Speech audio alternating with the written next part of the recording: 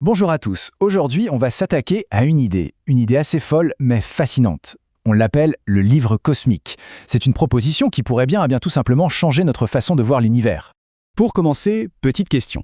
Une question de perspective. Imaginez un instant. On a un roman, un livre super complexe. Comment est-ce qu'on s'y prendrait pour vraiment, mais alors vraiment, comprendre l'histoire? Eh bien, il y a deux manières. Soit on analyse l'encre, sa chimie, sa structure, soit on lit les mots pour comprendre l'histoire, l'auteur, le sens. Et si notre façon d'étudier l'univers, c'était la première option? Si on passait notre temps à étudier l'encre, en espérant un jour, par magie, comprendre le roman. C'est l'idée un peu folle qu'on explore aujourd'hui. Alors voilà, on arrive à ce que le modèle appelle le problème inversé de la physique. Le terme un peu technique, c'est inversion épistémologique, mais en gros, ça veut dire une chose toute simple. On regarde le monde à l'envers, complètement. Bon, alors regardons ça de plus près. Le cœur du problème, c'est que la physique actuelle, elle part de quoi? De la matière. Le résultat, c'est l'encre. Et cette nouvelle vision, la trame θ, elle part de l'autre bout, de la conscience, la source, l'écrivain.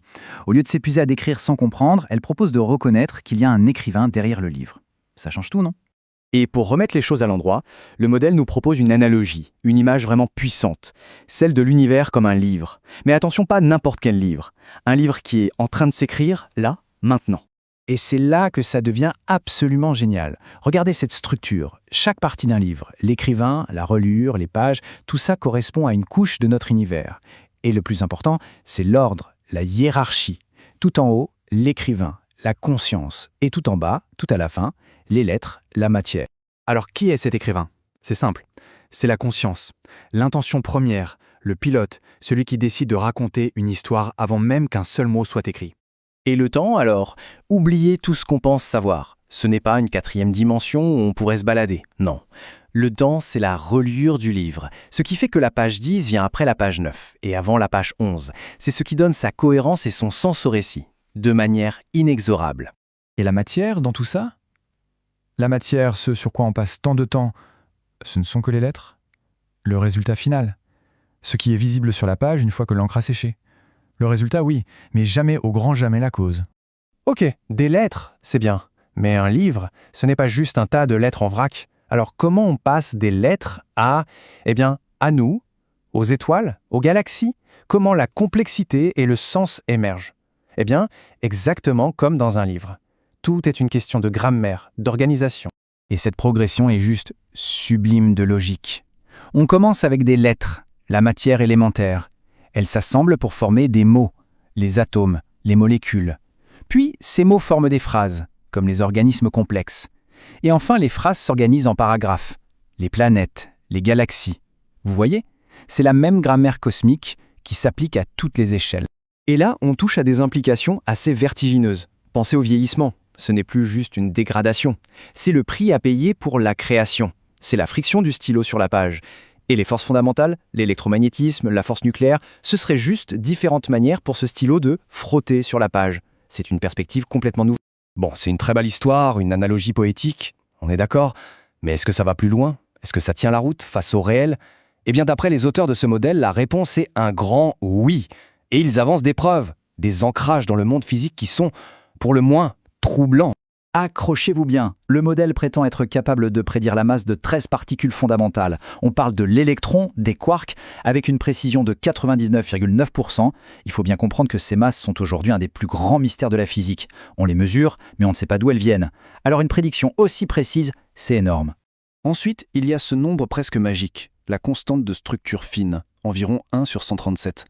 Un nombre qui semble sortir de nulle part, mais qui régit tout l'univers électromagnétique. Eh bien, dans le livre cosmique, ce n'est plus un mystère. Ce serait un simple rapport géométrique, une conséquence logique de la structure du livre, un peu comme pi est une conséquence logique de la géométrie d'un cercle. Et ça ne s'arrête pas à la physique. Le modèle s'aventure même dans la biologie, en prédisant par exemple une fréquence de résonance très spécifique de l'eau autour de l'ADN. Pour reprendre l'analogie, ce serait comme si le mot « vie » avait une musicalité particulière, une vibration qui prouve sa cohérence et son importance dans le grand récit.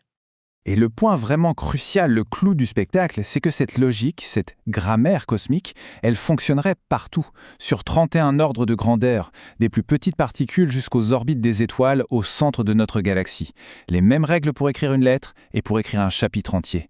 C'est l'unification ultime. Alors, après tout ça, revenons à la question fondamentale, celle de l'écrivain et de son livre. Si ce modèle a ne serait-ce qu'une parcelle de vérité, qu'est-ce que ça nous dit sur le lien entre la conscience et l'univers ? La réponse est radicale. L'écrivain et le livre ne sont pas deux choses distinctes. L'auteur n'est pas assis à son bureau en dehors de l'histoire. Non, ils ne font qu'un. C'est un univers non dualiste. Il y a cette phrase incroyable dans la source qui dit « L'écrivain est le livre qui se lit lui-même ». Pensez-y un instant.